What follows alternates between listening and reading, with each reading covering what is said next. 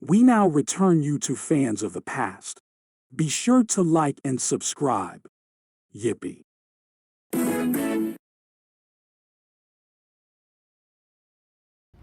Let's work on the base, or the pedestal, or whatever you call it. A pedal stool? What's a pedal stool?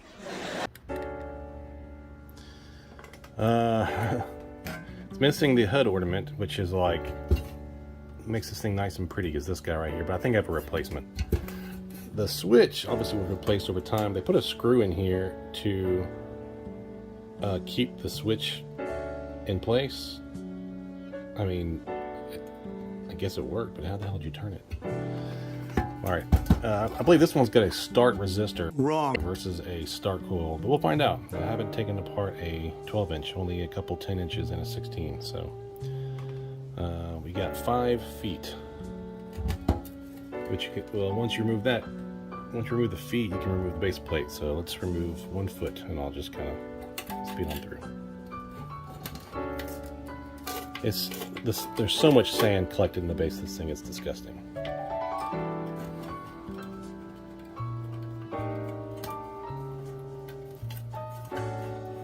So the feet act as fasteners for the bottom plate. Here's one.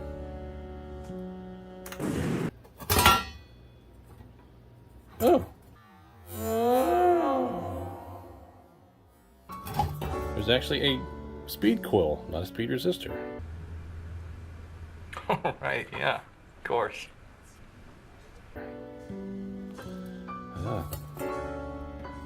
That's, I mean, that's gross. Alright. I mean, it's clean in here. It's clean because it was sealed. Wow. More porcelain type magnets.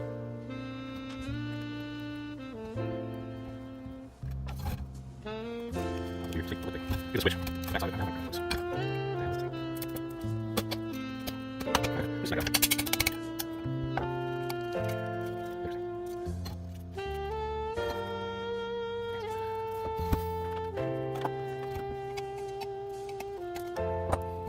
Okay.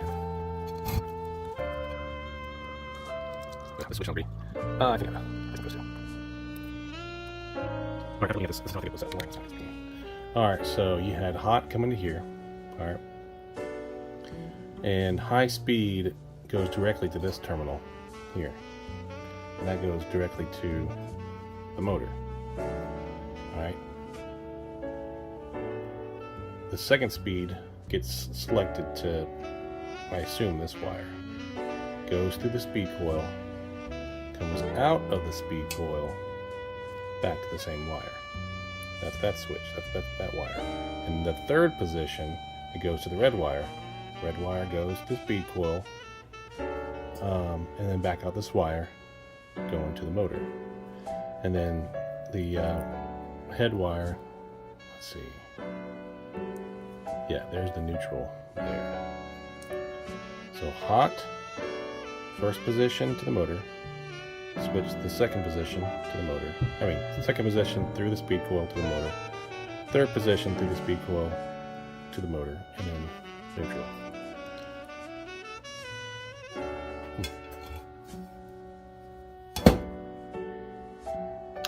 Let's take this off.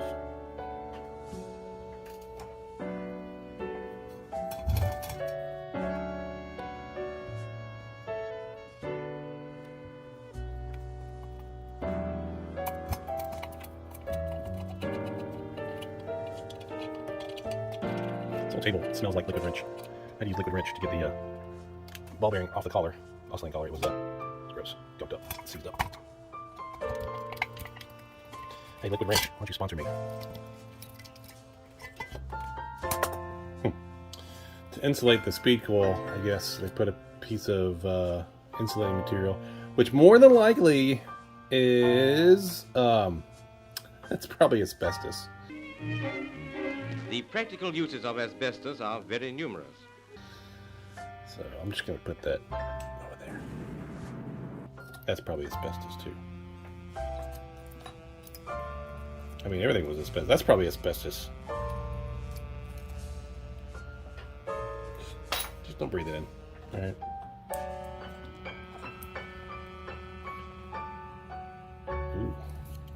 Ooh. So I ran this in high speed because I just jumped past the speed coil. That looks pretty burn up, but I don't know. I will I'll get a resistance reading, see how that thing does.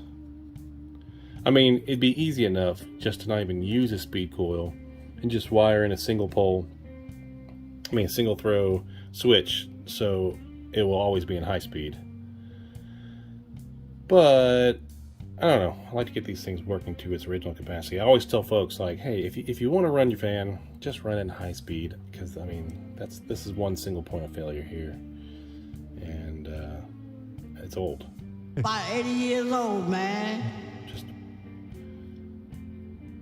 Just run it in high speed. The high speed bypasses the speed coil. So I don't know. We'll get a resistance reading. We'll find out.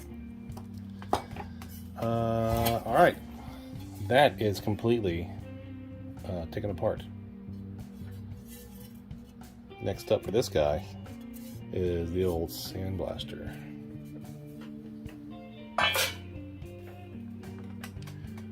What I may do next is, God, that's gross, is punch out the nameplate here. It's got the rivets in there, and I don't want to damage this. I want to make sure I flatten that out. Alright, nameplate. I'm going to blow out the stator and then revarnish it. And this is the part I hate the most, is like cleaning out the gearbox. It's got this fan's probably 1940s, so it's got like 80-plus-year-old grease in there, and it's just it's gross. The gears look good. They don't look eaten up too bad. You can see them spinning. That's enhance. Enhance. Enhance. Enhance. Just print the damn thing!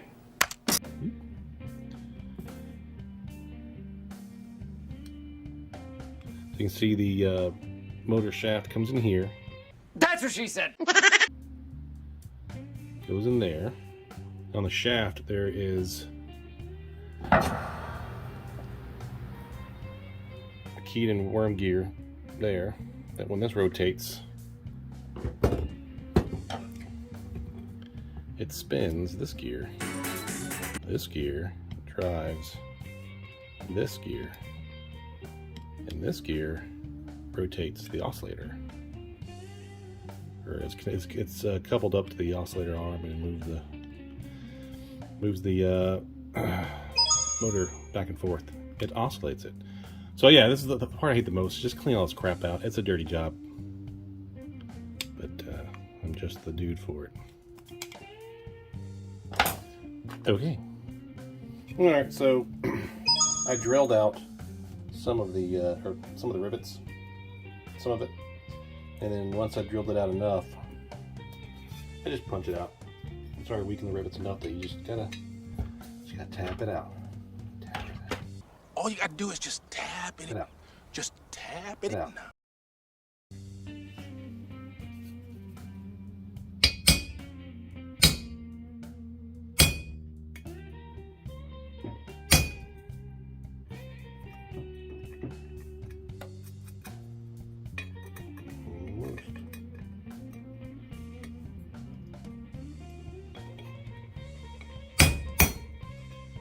Yahtzee! Yahtzee! Yahtzee! Yahtzee!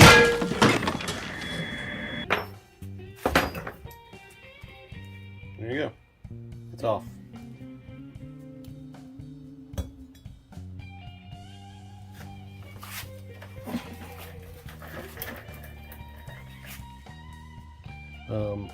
Yeah, it was bent over.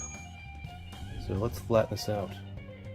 And then we'll clean it off and put it in the ready to be installed when it's time to be installed pile.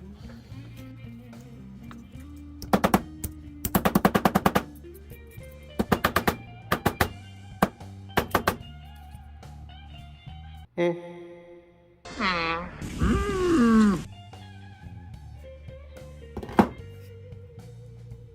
hits. Westinghouse 12PA, 12. It's a 12-inch PowerAire. The important thing, really, what you care about is the amperage. Like when you're restoring fans and you're ready to test it, and if you have a good ammeter, retro encabulator, you want to see if the running amps is close to the nameplate amperage. That's how you know it's running the way it should. And now for something completely different.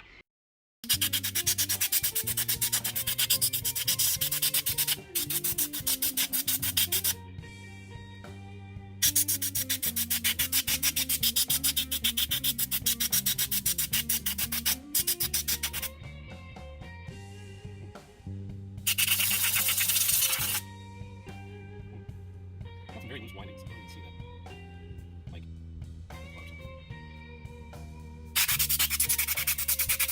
seem pretty solid. The idea is to keep all your windings as tight as can be without vibrating, because they'll rub each other raw, and the insulation between each winding will break down, and you'll have a short in it. So that's why I like to revarnish it, is to recoat the windings.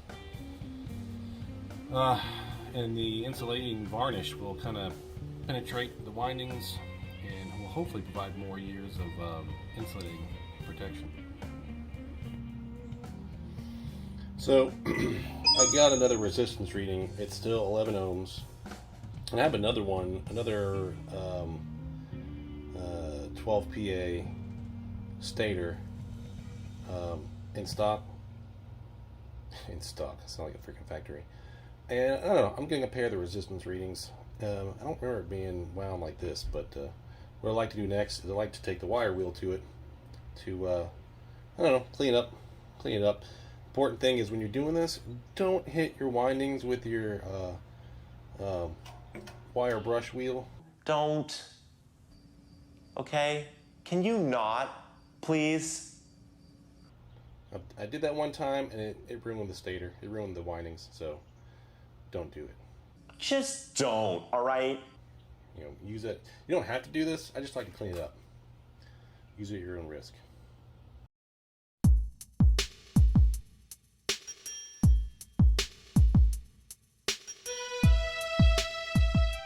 Alright, so it's wire wheeled.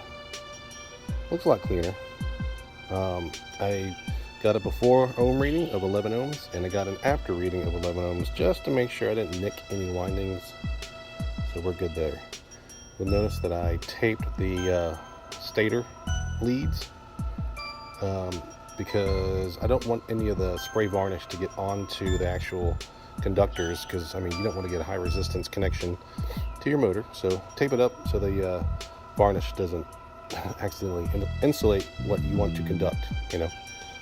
So I'll go and do that next step of spraying it down. Alright, this is spray on clear insulating varnish. I use the EL600. Spray on. Apply directly to the forehead. Spray on. Apply directly to the forehead. Spray on. Apply directly to the forehead. Spray on. Available at Walgreens. I use a lot of it in multiple coats. I mean, really get it in there.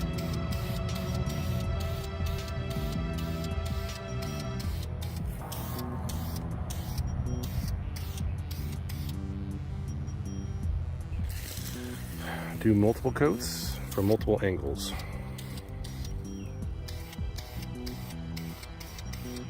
I can do a better job when I'm not holding a phone, but you get the gist. Here's a speed coil. I labeled them, and I like these little wraparound labels. They don't last forever, but I'm going to spray this thing with varnish so that it will coat the wires and the windings of the speed coil, so that I guess the labels will stay there.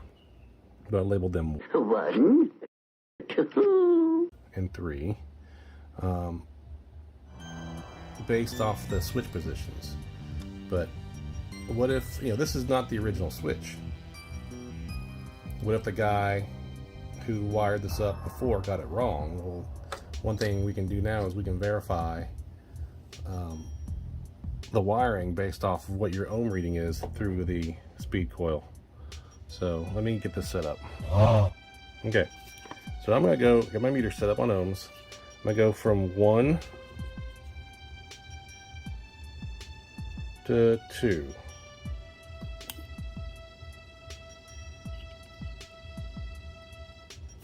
1 to 2.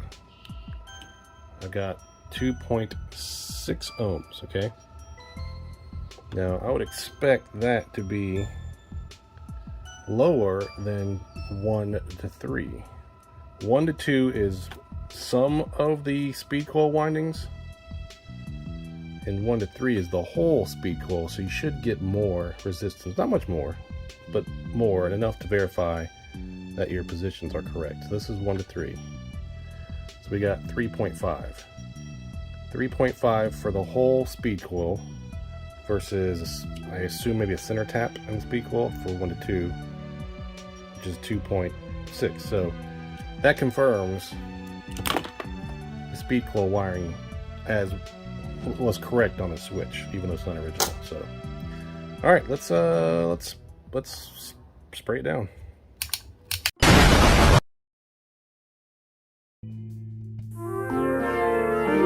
We'll return after these messages.